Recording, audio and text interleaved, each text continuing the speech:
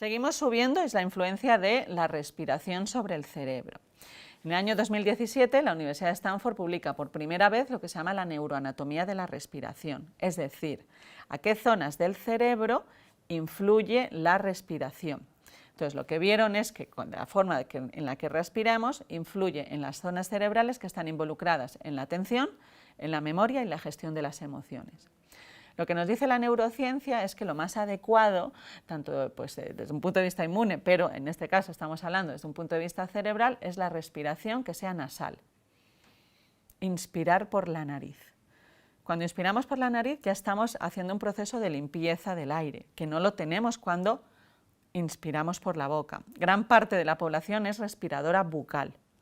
Pero no solo es importante, como digo, desde ese punto de vista higiénico, sino que cuando yo inspiro por la nariz, en cada inspiración, las neuronas de mi hipocampo, de mis hipocampos, que son las zonas más involucradas en la memoria, tienden a organizarse de una forma más estructurada. Cuando una zona del cerebro tiene una gran organización cerebral, tiene más capacidad de hacer cosas, ¿vale? Entonces, en cada inspiración, las neuronas de mis hipocampos alinean su actividad y por lo tanto yo tengo más recursos neuronales dedicados, en este caso, a la memoria. Se ha visto que uno de los momentos en los que tenemos más memoria es el momento de la inspiración cuando es nasal. Esto también nos habla de la forma en la que respiramos, por ejemplo, la respiración lenta. Respiramos de una forma que es bastante acelerada para lo que debiera ser el ritmo del cerebro. Podemos respirar entre 15 y 20 respiraciones por minuto. Esto es una barbaridad. Tendríamos que bajar como a 10 respiraciones por minuto, cuando estamos así sentados, tranquilos. Entonces, ¿por qué? Cuando respiramos de una forma lenta, el tiempo que yo tardo en inspirar es más largo. Por tanto, estoy introduciendo más orden en mi hipocampo, que si yo hago así, pues a mi hipocampo no le ha dado casi tiempo a organizarse cuando ya estoy exhalando. Pero si importante es la inspiración para la cognición, la exhalación es importante para la emoción. Entonces, lo que se ha visto es que los tiempos de exhalación tienen que ser más largos que los tiempos de inspiración. Imaginamos, nuestro cerebro se agita, se excita cuando inspiro, se relaja cuando exhalo.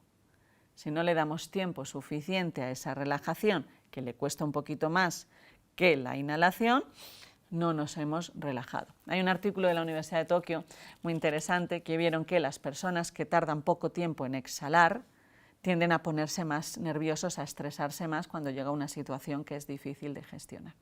O sea, la respiración tiene una particularidad respecto al resto de los órganos y es que es el único proceso al que yo puedo tener un control consciente. Es decir, yo puedo decir, pues ahora respiro así, ahora respiro así, mientras que al estómago, al intestino, yo no le puedo decir, venga, acelérate, ahora haz esto o lo otro. Pero yo puedo aprender a respirar.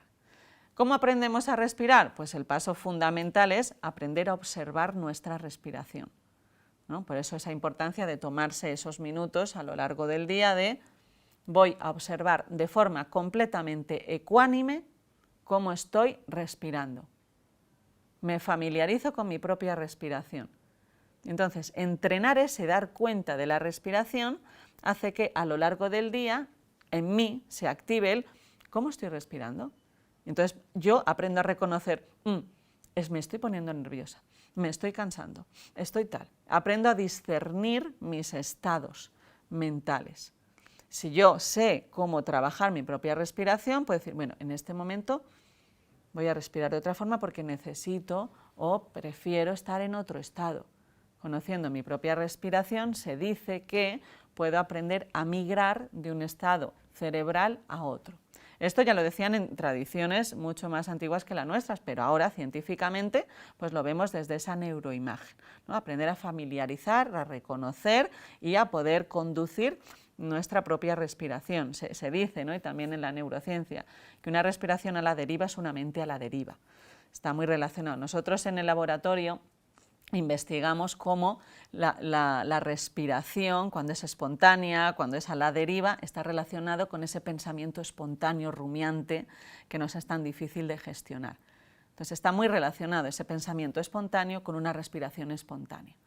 Entonces aprendamos a respirar como llave para acceder a mi propio cuerpo y especialmente a mi propio cerebro.